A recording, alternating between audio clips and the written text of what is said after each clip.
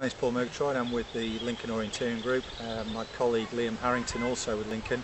We're in Pillar Woods tonight. We're going to be taking part in the Poacher series, running the long course, and we're just going to do a little bit of warming up. To start off with some general CV work, some pulse raising activity, gradually increasing the pace and the intensity. We'll do a little bit of dynamic stretching after that, and a bit of further mobilisation work, and then just a few more activities to increase the pulse a little bit further before we hit the ground running.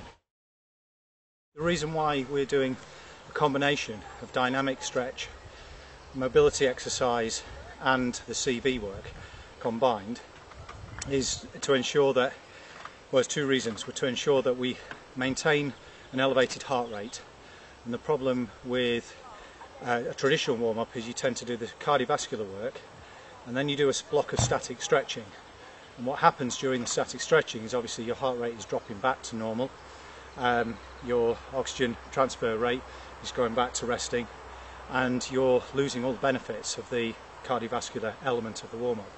So by mixing in a bit of cardiovascular work with a bit of stretching, we're keeping the body warm, we're keeping the temperature elevated, we're keeping the heart rate up.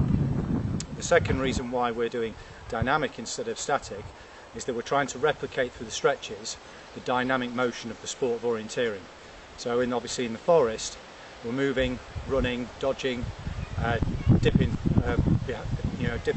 through the woods, often off balance, and we're putting the body under dynamic pressure rather than static pressure. So we need to make sure that when we do our dynamic stretches that we're stretching the muscles that are the primary movers, so mainly the lower body. So we're working on quads, hamstrings, calf, and we're replicating the movements that you would see in orienteering and not doing it statically.